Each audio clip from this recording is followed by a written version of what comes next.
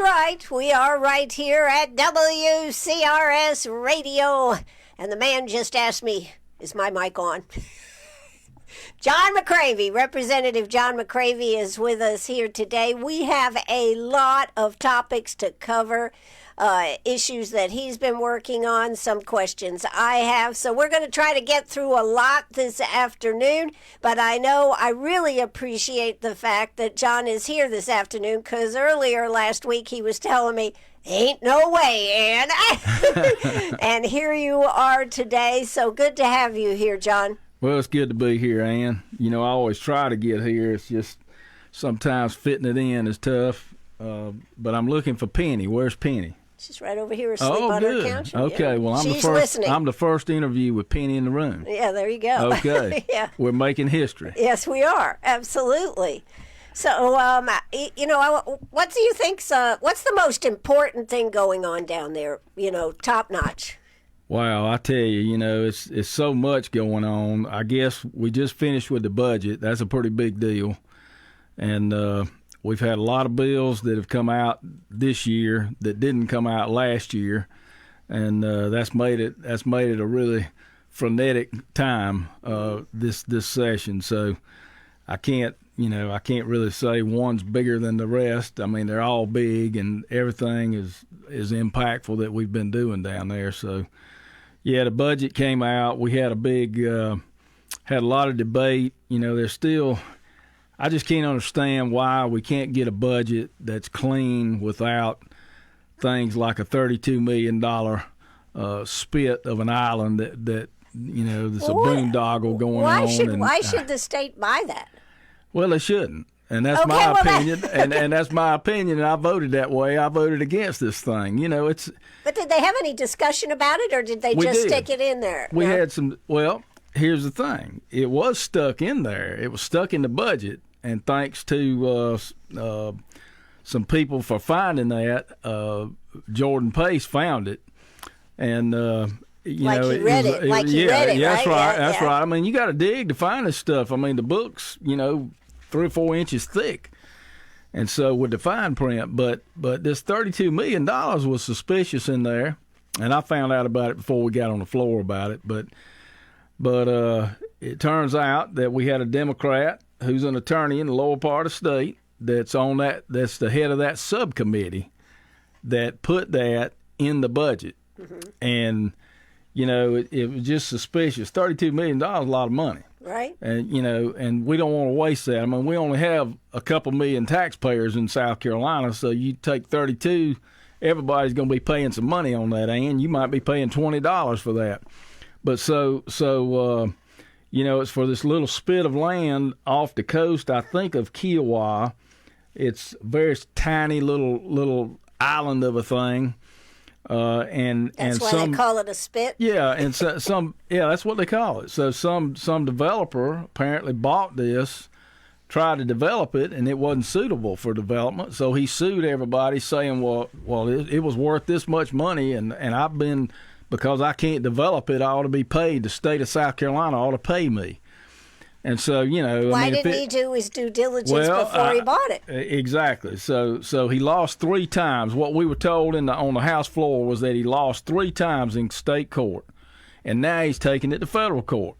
And all of a sudden, we're just going to pay it. The state is just giving up and going to pay this guy $32 million to go away. And the attorney will probably get $10 million. I don't know what he'll get, but there's a lot of money involved in that, and. I think there's some connections. I don't know this, but I'm suspicious. I'm suspicious of who that developer is giving campaign contributions to. I'm suspicious of what's going on. It's just too close, and it was hidden too much to be on the up and up. So I voted against it because it just smelled bad to me. But did it make it through on the budget? Well, it did. The ruling elite down there voted for it. And so I did not. There were probably 30 people, I'm just guessing, that did not vote for it. I've got that board on my Facebook of who voted what way. Right, I saw that. but I just thought it needed to be brought out because we need transparency, and this is the kind of thing that. Well, how does it benefit the state to pay $32 million? I cannot figure that out. How does it benefit Greenwood people? I really can't. Yeah. And it's like a shakedown to me, and so we shouldn't be giving in to that. Apparently, the attorney that was defending it for the state wants to give in on it, but I don't agree with that. So I don't have to vote for it, Ann. I mean, I don't have to agree with these people that want to give away that much money of our state money. So now and I'm not going to. Now the budget has gone to the Senate. Is that right? Our budget goes to the Senate, and of course they start all over, just like the governor sends us all these advisory things, and the House starts all over. So hopefully they will look at that and maybe kick it out. I hope they do. And but it's the kind of thing that we've got to worry about. We've got to get tighter. I really want to see a Doge of our government, because I think we've got a lot more waste. Well, there's somebody running that has a group called Doge SC. That's right. That's right. So I mean, we really need that in South Carolina. We need a Doge to look at everything, go behind just the plain stuff we get as far as the budget goes, and really dig in. So I think there's a lot of waste that we could find. This is just one big example of it. Now, let me ask you something. They kind of did away with earmarks, I understand, but legislators can still put items into the budget that they'd like to see come back to their communities. Have you been turned in anything for that this year? I'm trying to remember what I did. Dan Gibson and I kind of got together on that, and we've got a couple things we've turned in, but we don't have any hope of getting it. It's kind of like. Come on, John! Well, don't tell me you're hopeless now. Well, the people who run the finance committee in the Senate said we're not going to have earmarks. Right. So they're the ones that end up deciding it. They go to a conference and they decide that. So. But cities do get money from the legislatures turning in and I guess pleading their case, right? Used to be, we could do that. That's become a less and less of a thing. So as we cut the budget, that's one of the things that is kind of cut in regard to that. So I would be for. I think the whole system is kind of unfair when it comes to those local things like that. I would be for a certain allowance, so if you've got maybe I'm just on throwing population something or out. something? Yeah, just throwing something out, say a couple of $100,000 that you could spend on local stuff. I'd be all for that, but it needs to be fair. So if we, the earmarks tend to go to Greenville, they tend to go to Charleston, right. They tend to go to Columbia. So rural places get left out a lot. And so I don't think that's fair. I think we ought to go to a system where we have a certain amount and it's transparent and everything is above board. Right. So that's what I favor. So at this point, because I know like last year, they did Clemson got money and this one got money for special things, okay, like the College of Veterinary, I think it was, or something. So at this moment, you're saying you don't know of, there's nothing that you think that maybe you've turned in that might go through. I would tend to doubt it. It just depends, and it depends if there's any money left over and all that kind of thing. We just don't know. The Senate has a little bit more influence on that than we do. We do the best we can, but the Senate really has more influence when it comes to that. Well, do you work with Billy together to come up with that, as quote, the delegation? We've talked. And if he's trying to get something special for somebody or some, like for instance, Lander University or Piedmont Tech or something like that, we do talk about it. And certainly, if we're able to get it in the budget in the House, then he can help us in the Senate. So yeah, we do tag team on some of those things. Yeah. We want to support our local education for sure. Well, that's another issue, is the education. In the Senate, I know this wasn't your point, but in the Senate, they were a little bit perturbed with Ellen Weaver giving money to homeschools school choice. Right, right. What is? That's kind of a controversial thing. So, a lot of the homeschool people in Greenwood that I know, they don't want to take the money. They said we don't want any government influence in what we do. Right. So they don't even apply for it.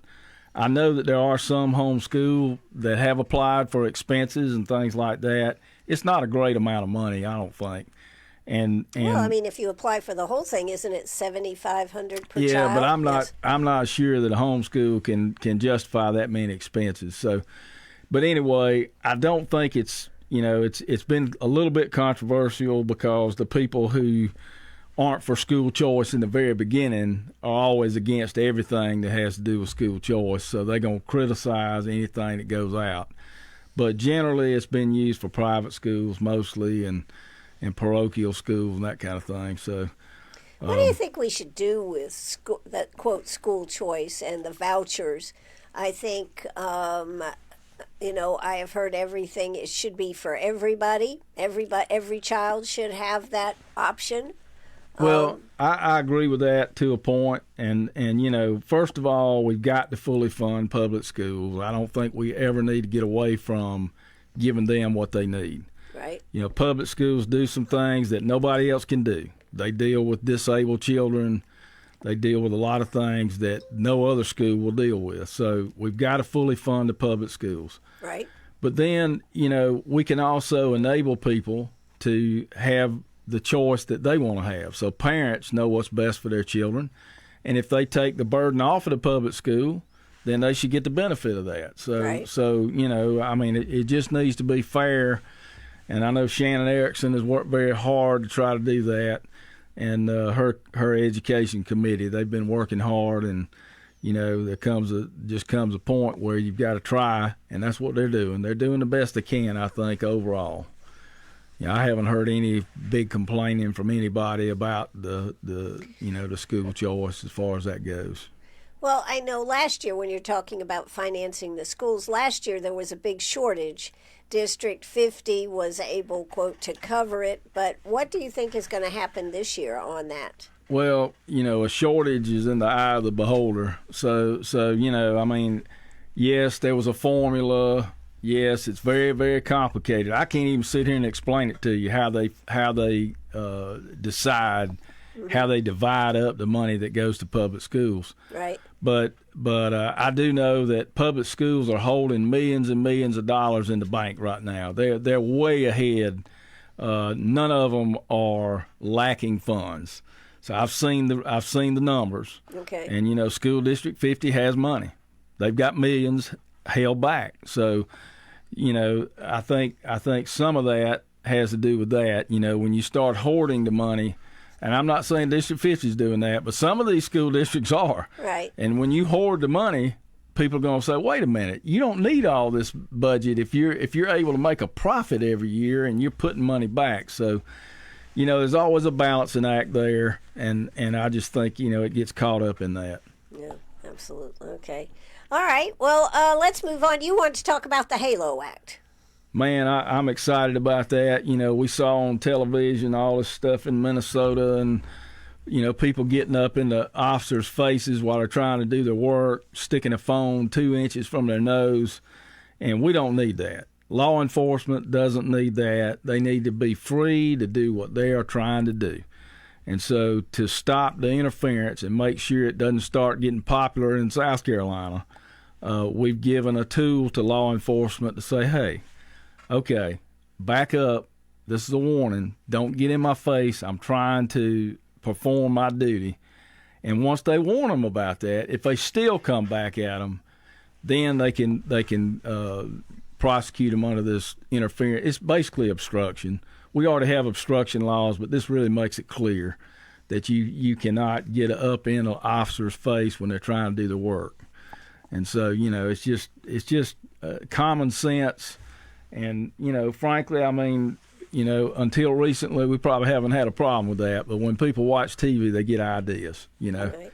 Well, one of the things this is just a curiosity thing.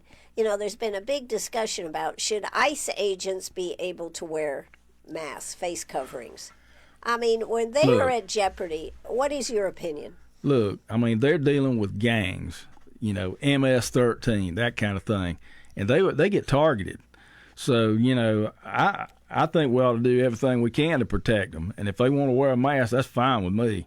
I got no problem with it. When we had COVID, everybody had to wear a mask. And now they're complaining that the people out there protesting that I've seen all wore masks, but they want the officers not to wear masks. Right. They don't want to be identified doing the criminal stuff they're doing, but yet they want the officer to be unmasked so they can harass the officer, they can dox the officer, they can find out their identity. Right. And so I don't think we need that. So it's just I common agree. sense. Yeah, it's just common sense. Yeah. Well, common sense is not common. That's true. That's true. I will agree with that. All right. So let's see. We talked about that. Now, what about the tax bill here?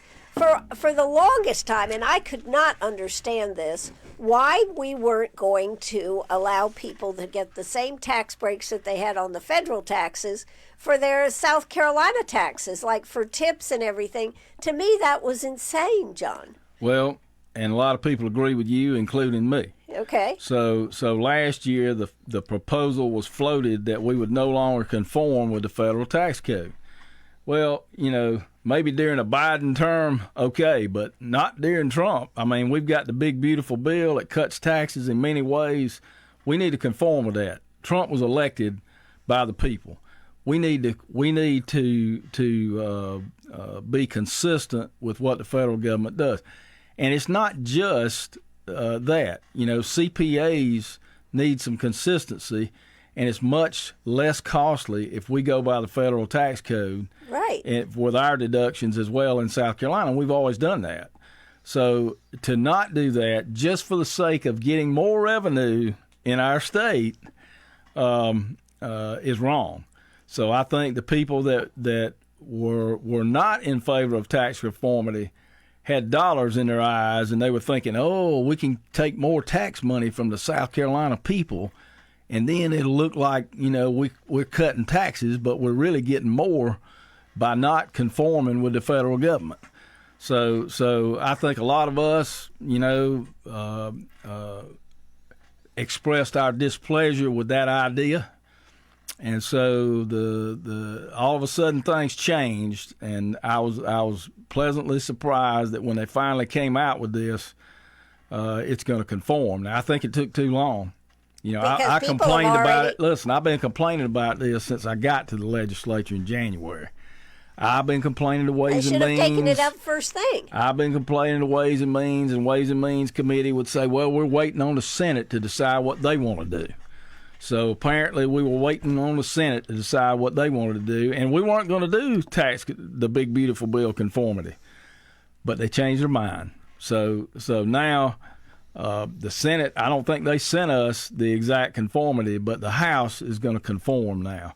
So I hope the Senate will agree with that, but it is a shame that it took this long. Because people are already filing their taxes That's and right. everything. And our legislature works in committees, and I'm not on the Ways and Means Committee right now. I'm on Judiciary, but I go over there and talk to them anyway. And I say, look, my constituents want to get this done. Y'all need to work on this. So we do that, but we can only do so much as one person, or just a few people. So I think we got our way on that. It just took some time. Now, one of the things, though, that I've read on the tax bill, well, that's still a bill, is that we will be reducing, according to what I've read, that you'll be reducing taxes as long as we have enough money comes in. So so it sounds like to me, some year where not enough money's coming in, we're going to go back up on the taxes. Well, as long as I'm there, I'm going to raise Cain if they try to go back up on taxes. But that's what it sounds like, yes. Well, I know. And that, there's different ways of messaging all this, how politics are and how you message stuff. But the bottom line is we've had a surplus every year since I've been there. Right. Maybe not during COVID, but we didn't even have a budget that year. So, because nobody met, but other than then, the same budget as the year before, that's right. That's right. You had the same budget. But we've had surpluses running every year, and they run in the billions. I mean, it's at least $1 billion surplus, and then we have other surpluses that are put back. I mean, I'm all for the capital reserve fund, but The you know, rainy day fund, right? yeah, but when the rainy day fund gets so big, I mean, it's probably time to refund. Right. So Well, that almost rhymes. yeah, that's right. Yeah. That's right. So, you know, I've always been for cutting taxes where we can, and I believe we need to continue to do that.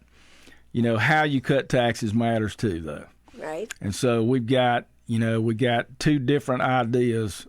One idea is to reduce the top tax rate, the income tax rate. What that does is that helps the people who are in the top 1%. Right. You know, it might be a CEO. They argue, well, it's a CEO that might want to move his whole business to South Carolina. Well, look, I mean, we got plenty of businesses moving to South Carolina.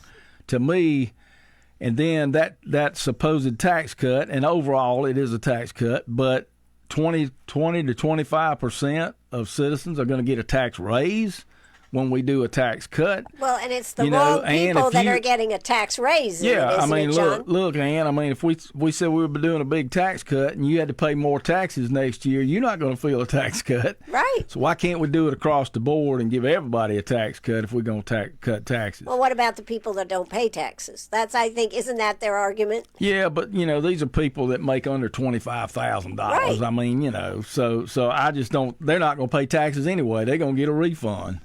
You know, they're going to get the earned income credit. You know, so no matter what you do with a flat tax, they're not going to pay. Right. So I guess I don't hear any complaints about income tax, and I know I've been beating this drum for 2 years. What I hear is property tax.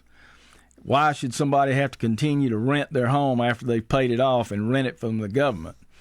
And so you know, Well, where is that at? Where is that one well, at? let me tell you. I beat the drum. I introduced legislation. I've been talking about this every chance I get. Yeah, I think I've heard it on this show several times. So it finally caught on this year in the Senate. I think the majority leader heard me talking. I know he did, as a matter of fact. And they decided to cut taxes for seniors, property tax for seniors, and increase the homestead exemption from $50,000, which is ridiculous, to $150,000, which is still too low. But you know, that's coming over to the House, from what I understand. So I'll be trying to amend it to make it $1 million, like my bill was to start with. And I just think that's a start. You know, as far as I'm concerned, we ought to do away with all property tax. It ought to go to a sales tax. Local government can still be funded through the sales tax. But how much would the sales? How much would sales tax have to go? Let me give you a good example. Okay. So I had a fiscal impact statement done on my bill that would give $1 million homestead exemption for everybody over 65. It would cost less than 1/3 of a penny of sales tax to do that. So that shows you the power of the sales tax. And I think we can really make some inroads going that route. And look, if you don't want to pay taxes, then just don't buy luxury stuff. You know, I mean, you don't have to pay. You control your own taxes that way. Well, that's true. And I like that. I like that. You know, so. Well, that's so how Florida I think, does it. Florida and Tennessee, I think. There's a few that have started going that route, but you know, I just don't get the complaints about income tax near as much as I do property tax. And so that's the one, to me, where we ought to be focusing. But anyway. So you think that's going to come over to the House? I think so. I think so. I really do. That could be interesting. So so are people going to feel any difference in the taxes from what they're coming up with? What they're doing if that bill, the conformity bill, goes through? Yeah, I think so. I think it's going to make a difference for a lot of people. It is a tax cut. There are tax exemptions and different things in that bill that should give people some tax relief. I know the last time Trump was in office, it made a big difference in my payroll that I pay out in my small business. You know, it really did. It made a difference, and I think it's going to make a difference again. And some of this is just continuing the tax cuts that were already there from the Trump days. Right. So, exactly. So that's important to continue those. Yeah. All right. Well, let's see. What else did we have to talk about? Parental rights. That's one of your issues. Yes, it is. And we've been fighting for that for years now. We finally got a bill passed again in the House. We did pass a bill a couple of years ago that went to the Senate and died. But we've passed a really good bill that's more comprehensive this time that recognizes parental rights in education and in medical. So we combined the two. I think that was a good move. Parents should be able to see the curriculum that their kids are taking in school. And I mean, they ought to be able to see it at least a day or two before the semester starts, so they can catch something. And what happens if what happens? Just if I can interrupt. What happens when a parent, let's see, sees something and it's only a couple of days before the semester starts? How are they even able to deal with that? Yeah, even then, they're supposed to be able. There's a system of complaints and all that. It's too tight for. It's too much for my likings. If I wrote the bill and I was the only one voting on it, it would be pretty strict. Give them 30 days. Right. Let the teachers look at their stuff 30 days ahead of time, make their plans. Right. But it's only, I think, 7 days in this bill. But some people even called that unreasonable. Some of the Democrats said, well, that's unreasonable, to make a teacher do something. Well, they're doing it anyway. This is just a matter of getting it online where parents can look at it. And I don't think any teachers complain about that. So that was on the parental rights side of education. It's important. And why is it important, Ann? We had a book here in Greenwood, a 7th grade book, approved. The parent brought it to me. I looked at it and I said, well, that shouldn't be in the book. It was some indoctrination about LGBTQ and climate change and all this kind of stuff. So the parent didn't like it, and so I took it to the district. This is before the current superintendent we have, but he agreed with me. District superintendent Glenn said, yeah, this shouldn't be in there. He said, but you know what? It's a state-approved book. So I said, well, that's crazy. So we called the state. They got a board of education there, the state board, and they've got their curriculum committee and all this stuff. Well, the bottom line, and they took it out to our superintendent's credit. He said that shouldn't be in that book. We'll get a different book. We're not going to have that. But the point is, the State Board of Education Curriculum Committee let this stuff go into a book, and we got a lot of woke publishers now that sneak this stuff in. It all started back, around COVID and around the George Floyd thing. How do we know they even study them? So I don't know that. I really don't know. They're supposed to go through them, and but they failed us. Even whoever the superintendent of education was at that time that approved that book failed us. Our school district, unfortunately, failed us. Right. Our principal of that school failed us. Right. And our teacher failed us. And I know the teacher. He's a very conservative guy. He's not like that at all. He just didn't see it in the book. It's a thick book.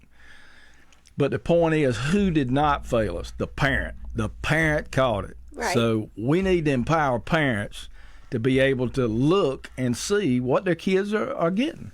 And that's all we ask. That's all this bill does. Now, on the medical side, I got a call a year or two ago, and I heard, my daughter went to the hospital and they won't give me her records because she's 16. And I said, what? I mean, she's still your dependent, right? He said, yeah.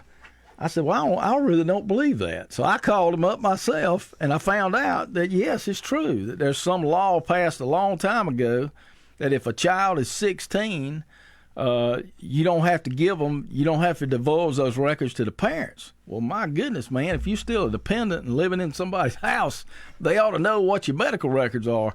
So parents should know that. So apparently it wasn't being enforced, and then all of a sudden they started enforcing the 16-year-old rule.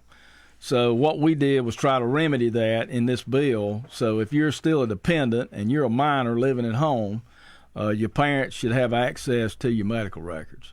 So and that's is all. that That's all it's 18 does. and under, or 17? Yeah, yeah. I 17 mean, and under? once they turn 18, obviously they're emancipated, and they can be 17-year-olds that are emancipated, but 16 and they're still living at home. I mean, I just think parents need to know what's going on with their teenagers.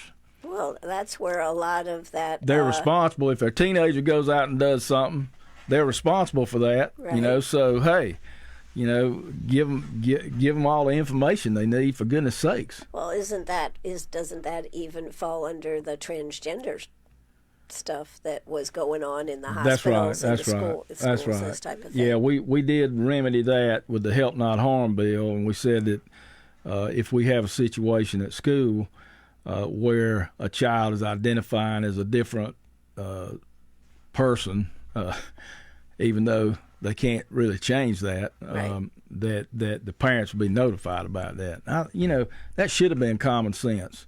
When I was growing up, if you'd have gone to school and done that, the teacher would have called the parent and said, I just wanted you to be aware of this. Right. Well, that's the way it should be now. So we just had to put that into law. I know. So, this brings up this just popped into my brain about young people being able to get married. Wasn't there something about this year about 14, 15-year-olds?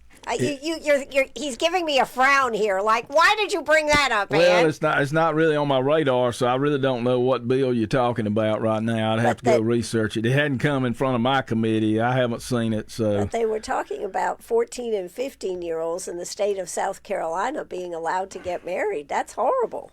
Yeah, I mean, I don't know of any instances of that either, so I really can't tell you whether it's a problem or not, honestly. Well, I thought I read something about it.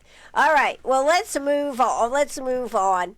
We've talked some about the school choice funding, the homeschool funding, where you're at on that. Now, since we're going back to schools, we're talking about students. What about the 10 Commandments? Yeah, so we passed a law that's been passed in several other states that requires the 10 Commandments, not a huge poster. All it is, I think it's 11.5 by 14 or something like that, that has the 10 Commandments on it. And here's the thing, even if you're not a Christian, these are good rules to go by, And so I don't have a problem with those rules being seen by students. But, really, it's a historical document. And so America was not founded on the Quran. It was founded on the Bible. Right. And so, we still have certainly freedom of religion, and this doesn't trample on that. But our laws, our Judeo-Christian laws came through, and the 10 Commandments greatly influenced that as we were founded. So most people don't object to it. If they do, I ask them which of the 10 Commandments you object to, and most people can't give you one. But nevertheless, I mean, I don't think it's a bad influence. It's legal. I think it's legal. I think it passes the test because it's a historical document, just like the Declaration of Independence or anything else. Right. And so it's legal, but I think it also confers another benefit of kids maybe that never had heard. We had testimony that, thank goodness, the 10 Commandments were on the wall when I was being raised. Thank goodness, I had that because that was the only place I saw it. I didn't see anything at home. We've had people testify to that. So, I just think it's a good influence. We need more God, not less God, in the school. Exactly. All right. Well, and now we're on to the THC drinks, John. This is a hot topic here, and I know down there in the Senate today there was a hearing going on. I understand. I haven't seen it, but I understand it was kind of hot and heavy on that. Where's the House on in that? Well, that's a good question. If you want to talk about chaos, that's what this bill caused in the House. The Senate's dealing with it right now. As a matter of fact, Billy Garrett is down there putting amendments on the bill and all kind of things. I've been getting just text reports today that some of his amendments were actually adopted by voice vote. They didn't even take a vote. Everybody agreed to it. So that sounds good to me. Well, that's in a hearing, but right? I just don't know where it's on the floor being debated. Oh, it's on the floor. Of the Senate. Okay. We had our own debate in the House that went on pretty much all day, one day, and there are three different factions that are all fighting to get their version of this bill out. And so you've got, I'm talking about politics now on the floor. You've got a ban faction, which I agree with. This stuff to ban it. Hey, We're talking with Representative John McCravy here. If you'd like to weigh in on anything, 864-332-9355. That's 864-332-9355. Text or call us. Let us know. Sorry, John. I just wanted people to know. You're fine. Let me back up and just educate people on what this is all about, because I just saw a poll that 50% of people in South Carolina have no idea what this is, what the issue is. So years ago, a couple of years back, the Farm Bill was passed. For hemp. And so the federal Farm Bill, so you could grow hemp, you can make rope out of it, that kind of thing. It's got a very small amount of THC in it because it's in the same family as marijuana. And it looks like marijuana, and it was banned for many, many years because when you go to police somebody growing marijuana, you couldn't tell the difference. So they decided to allow that under the Farm Bill, and so growing hemp is not illegal. Well, what they did with it, though, should be illegal. They took that hemp that's only got like 0.3% dry weight THC in it, and THC is the psychoactive chemical that gets people high on marijuana. Mm-hmm. So they took that and they took huge amounts of hemp and extracted the THC from it. Right. Then they put concentrated THC in these drinks and these gummies. And so they've been trying to force this on our, trying to get around laws basically that prohibit this. So they've been successful in using this loophole. And so what they're doing, Ann, is it's unregulated, completely Wild West. There might be a drink sitting there in your store that has 5 milligrams of THC in it. Well, that's enough to get you high and make you unfit to drive, okay? But then right next to that may be another drink that's got 100 milligrams in it, and it'll say 10 servings. Well, how does the average person know what they're drinking? So we got problems in regulation. First of all, even if you want this stuff, it's got all kind of problems. So they're sitting out there in some gas stations won't sell it. They're smart because they're going to be sued if they go out there and kill somebody. But I'm just saying that this is a scourge on South Carolina right now. And what's happened in the big picture, Ann? These loophole people is what I'm going to call them. The loophole people have been successful in selling this, and they found out there's people out there that'll buy it. And so what they've done is they manufactured a lot of these drinks, and they were trying to sell them in other states. Well, other states are banning these things. California wants to ban them because they know how dangerous they are. Wants to or is banning them? They're in the process of banning them right now. I've seen legislation to do that because people are just now finding out about it. So these big drink companies are now worried because the federal government is going to ban these things in November. So the federal government is changing the definition. It was part of the big, beautiful bill to close this loophole. Well, all these loophole manufacturers are suddenly looking for somewhere to get rid of their inventory. South Carolina looks to them like a good dumping ground. And if they can get us to pass legislation to allow these drinks, then they're going to come in here and dump on us till November. And so, what happens after November? Well, after November, assuming that the same definition goes into effect in November, they gave them a 1-year term, a 1-year sunset to get everybody ready, so everybody be ready for it. So these businesses can quit manufacturing it and give them a year to get out of it. But in November, the federal government, the federal law, is going to not allow this. Now, what they're trying to do right now is get the state law to allow it, and then when the federal law goes into effect, we can still sell it in South Carolina. We can be a sanctuary state for basically marijuana drinks, THC drinks. So we don't want that. We're fighting that, and so there's a group of us that just want to ban it outright. This stuff is nothing but a loophole. They're trying to get around the law, and there's another group that wants to regulate it, but regulate it carefully and put it in liquor stores. Okay. Right. Well, I understand the liquor stores have been lobbying for this. All right. Well, I don't really. So then there's another group that wants to completely unregulate it and make it like the Wild West and basically legalize recreational marijuana is the equivalent. Well, that's what Tom Davis has been working on that for years. Yeah, right? and he claimed it was medical, but, it was the first part of recreational. So now, right. So you've got these three different groups, and so none of them can get enough votes to get their bill passed or their amendment passed in the House. So it went on and on and on. And I did move to recommit it. It got recommitted. What does that back mean? to the committee. It's got sent back to a committee. The other problem is, though, there's another bill called the ban bill, and they're just going to amend that probably next week if we get on this bill next week. So it's going to be a fight regardless. And I don't know. I can't predict what will happen politically on it. It depends on what the Senate does, too. So if the Senate does something, the House may say, well, we'll just go along with what they did, or we'll look at their bill, so it's kind of like it's all up in the air right now.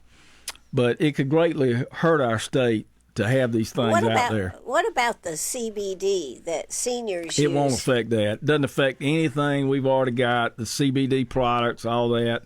None of that is affected whatsoever by any of these bills. So they'll continue to be able to use those. And those don't have a high concentration of THC. CBD, there's only one CBD element that is psychoactive. We do need to ban that one.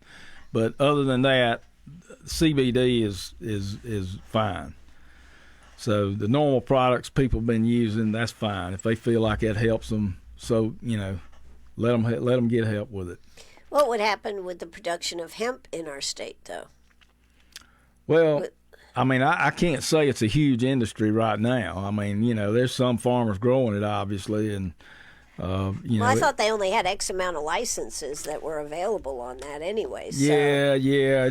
I'm not familiar with all the details of that, but they do have X number of licenses. You're correct on that. Right. So. Anyways, so this is really just for the drinks. Is that what you're saying? Well, or what aspect are you? It started out with the drinks, and some of the liberal people that want everything, they added the gummies in. So now they want gummies. Let me tell you why this is the most dangerous form of marijuana, and why marijuana states don't want it. Edibles are the most dangerous form, because what happens is you take a gummy. You don't feel anything. You take another gummy. You don't feel anything. You drink a drink. You don't feel anything. And 45 minutes later, all of a sudden, everything you took hits you at once, because there's a delayed reaction. Sure. The THC doesn't get in your system right away like it does if you smoke a joint. So there's a big delayed reaction. And what's happened in other states and what their experience has been is you're driving down the road, and all of a sudden you get hit with this massive high and you kill somebody. Or you end up in the emergency room because you got an overdose. You can overdose on THC. So then you've also got kratom out there. That's a very dangerous one. Yes. That's another issue. I think that we have passed a bill already on kratom. I have to go look at that. I remember it being debated last year. I don't know if the Senate took it up or not. I'm pretty sure they did. But that's another issue. We don't need that kratom out there. That stuff can make you high too. So and people aren't ready for it. Look, I don't drink, but if somebody wants to, that's their decision, and I'm not going to judge them for it. But they know how a beer affects them. Right. You can drink one of these THC drinks and have no earthly idea. As a matter of fact, I'll give you a story on that. I got a little anecdote. A person I know said, you're going to laugh about this, but they were on a family vacation with some aunts and uncles and that kind of thing. And one of the uncles went and bought, this was in North Carolina, went and bought one of these THC drinks. Brought it back and said, oh, this stuff might taste pretty good. And they took one drink and divided it among 6 people. Well, after a while, 4 of them were so high they had to go to bed. They didn't even know what happened. And it was divided by 6 people. So they had no idea what this stuff would do to them. They just thought it was funny that they got a drink that said that. Right. They wanted to taste it. Right. So that's what's going on out there. It's the Wild West. It's got to be stopped. Well, I think that one of the other problems is our in law enforcement don't have any way to test for it, do they? That's exactly right. There's so many problems with it. I could spend the whole hour talking about it, but that's another problem. We've seen in other states now that there's a THC mixed in with the alcohol, and people are DUI from it. And you can't prove that the THC is what made them high. They might have a smaller blood alcohol. But here's what it does. When you mix those two, the FDA says do not mix alcohol and THC because it has a multiplier effect.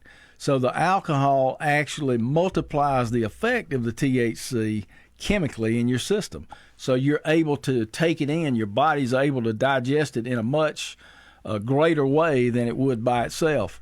So that's another big issue. We've had a lot of people killed. And, South Carolina is number one in DUI deaths. Right. So why do we want to throw THC in the mix? We're already having a problem with alcohol. Why do we want to add to that? So I just don't see it. I mean, I see the victims from this. I've seen people driving to work at 6 o'clock in the morning get hit head on by somebody who's been drinking and toking and kill them. So it's a tragic thing we got going on in South Carolina, and we don't need to add to it. Now, there is a DUI bill that the Senate has been working on, supposedly that will help. That may help with some of this problem. We did pass the interlock for first offense DUI now, where you got to blow something in your car to make it work. Right. So it can't have alcohol in it. So that's a good thing. But we need to take this stuff seriously. Victims. We don't need that kind of problem going on in our state. Understand. Well, what about we've talked about a lot of different issues here today, John. What is the one thing that you'd like people to take away from all the topics we've talked about today? That's a good question. I mean, I think the takeaway is it's very important to elect people who are conservative, if that's what you believe. So we've got a lot of people who have been elected that have the name Republican that don't vote like a Republican. We have people who actually work against some of the public Republican platform who have ours by their name. So I think that's one takeaway. Is that why we call him a rhino? Well, when you hear all these issues, why should we be debating a lot of these things? Some of these things are not consistent with our platform. They're not consistent with why I was elected. My constituents, somebody complained on Facebook that I should be voting according to polls and that kind of thing. Well, no. I should be voting according to what my constituents expect me to vote because they voted for me, and they know me in Greenwood. And one little precinct in Lawrence. They know me, they call me, and they know I ran as a Christian conservative, and that's how I'm going to vote. And I ran as a Republican, and that's how I'm going to vote because I am conservative. So, I think that's important. That's a good takeaway, Ann, and I think people need to understand that, and they need to be careful when they vote. Our district is great. And the takeaway is you're doing great in Greenwood. I think you are. Of course, I'm bragging on myself. I shouldn't be. But, Dan Gibson, he votes the right way on things. Billy Garrett stands up for what's right in the Senate. So I think we have a great delegation in Greenwood. And we care about our people. Look at the Conestee Dam, for instance. We all work together to get that bill passed and get that thing funded and save Lake Greenwood. Right. And we did, We worked with our own constituents. We worked with local groups. How do you know what your constituency feels, John? Well, I live here. I know you're conservative, here, but how do you know what your constituents believe? Well, I run my own business. I've been here for, 30 plus years now. That's right. Close to 40 years now, 30 plus years. I grew up, I went to high school in Greenwood. I've got, when you run a small business that long, you get to know people. Obviously, clients are clients, and you get to know the people here. And I go to church. I'm involved in the community. You hear from people. You hear from people. Yeah. So people don't hesitate to call me, and talk to me. They really don't. And I don't hesitate to talk to them.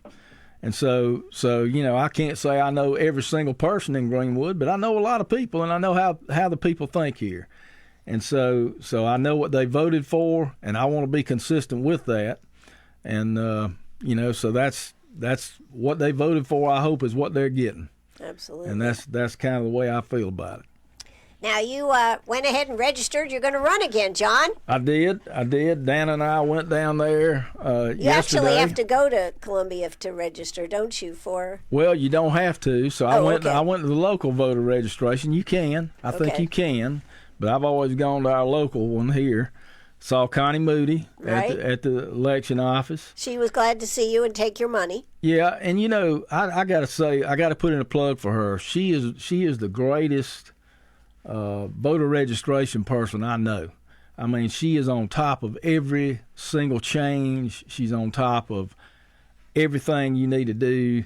She gives out information constantly to the community about how to vote, where to vote, that kind of thing.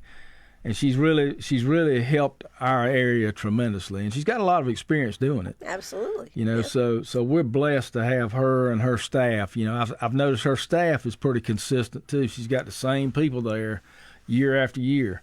I have to go file every 2 years, and so it seems like I live down there. But that's the way the founders intended it. What would you like to be able to accomplish, John, in your next term? I'd like to continue to stand for our values and keep our values in South Carolina the same. People are trying to change that. Right. We've got huge money gambling interests coming into our state. 60 lobbyists down there trying to get gambling in. We've got a huge marijuana lobby that's trying to get in South Carolina really bad. They're spending all kind of money. They're full of lobbyists. We got big alcohol down there trying to proliferate alcohol. They want it 24/7 delivery. All these things. They want to turn South Carolina into Las Vegas. I heard one senator, he's a Republican, last week say on the floor of the Senate, people ought to be able to put what they want to in their own bodies. And then he said, not only should we legalize THC and marijuana, we should legalize heroin. We should legalize cocaine because it's a person's choice. We should legalize prostitution because it should be a person's choice between consenting adults. So that's not the South Carolina I have in mind. That's not what my constituents, most of them anyway, that's not what my constituents want. And so these are the things that have made our state a great place to come to. I have people that have retired at our lake. They come from New York, they come from California, and they say, please, John, do not let them change South Carolina. That's why we came here. We came here for your values, and we lost them where we came from. We don't want our state to turn into something like that. Yeah. So, yes, that's one of the reasons I want to keep coming back for now, as long as the Lord wants me to do it. There's going to come a point, and that I won't feel led to go back. Right. But right now, I feel like I can still make a difference down there and stand up for our community. All right. So how do people get a hold of you, John, if they want to talk to you, if they'd like more information about you? How do they do that, John? Well, they can call and leave a message, 864-396-3110. That's my cell phone. If I don't have you already in my cell phone, it's got a lot of contacts in it, but it doesn't have everybody. So leave a message if you call that, and I'll be glad to call you back. So. Okay. All right. And you do have a Facebook page? We do have a Facebook page. I do. I try to keep the citizens informed about what's going on, especially some of the highlights. We do send out an email periodically, and I've sent out a letter at least twice a year since I've been elected. So try to keep people informed about what's going on. So. I appreciate our constituents. We got, I wouldn't want to represent anybody but this area. It's a great area. Got great people. It is. And so I'm so proud to be a part of it. Now, in closing, I do want to give you a minute to talk about what you and others did over at Lander with what you started over there. So I know I was there, I talked about it on the radio, but in closing, this is a pretty cool thing. It really is, and it's making a difference already. I've seen some of the messages students have given to the school, saying how much they appreciated hearing our Chief Justice come and speak. That it motivated them to want to pursue a law degree. He was a great speaker, and he tailored it to the students, which was great. He did, and he was a friend of Curtis Shaw, and he knew him well and highly respected him. And so, it's just a good thing to get started. It's, basically. What is it called? It's called the Curtis G. Shaw Legal Society at Lander. And so the purpose of it is to give students a vision for law school. And, I didn't have a vision for law school when I was going to Clemson. I was just like, I don't know what I'm going to do after I get a degree in nothing, So I was getting a degree in political science and sociology, and I really had no vision after that. I might have gone on to a master's program in city planning or something like that. But my father-in-law, Curtis Shaw, exposed me to the law, and he said, here's what you need to do. Just take the test. And I said, okay, I'll take the test. I did pretty well on the test. I did a lot better than I expected. And then he said, well, why don't you apply? And so I did. I applied. And he kept encouraging me, and really, he's the reason that I went to law school. And I think we need to give that vision to our students at Lander. It's important. When you're young, it doesn't take much to get that vision. Right. But it takes somebody and some program to really get it in their head and where they can understand it on their level. Right. And so, and the potential that the profession has. I mean, the legal profession, if you don't know what you want to do, that's a great thing to do, is go to law school, because it opens so many doors, so many. So I was proud to be a part of that. Absolutely. And we look forward to all the activities and programs. They're going to visit the law school. They're going to have, social times with lawyers and judges, and really get that vision. That's great. And so they're pre-law professors doing a great job over there, and our president Lander is second to none. He's a great guy. Absolutely. And our vice president Adam Taylor, another good one. So we've got a good thing going. You have. Well, John, is there anything else you'd like to say in closing? I think we've had a good meet here today. We have. I neglected to mention we're trying our best to get the Career Center in the budget. Billy and I are both working on that, and Daniel Gibson for the Piedmont Tech. It'll be kind of a coordinated effort with high schools, that they'll be able to come to the Career Center, take courses at Tech, and really get them launched on the way. And so they're already doing that, but it'd be a place to do it. It'd be a place that high school students can come and do that. So they've raised a lot of funds at Tech privately, and they've raised publicly, but we'd like to help that out, get some help for the state with them as well. Okay. All right. Well, contact John if you have any questions or need any information.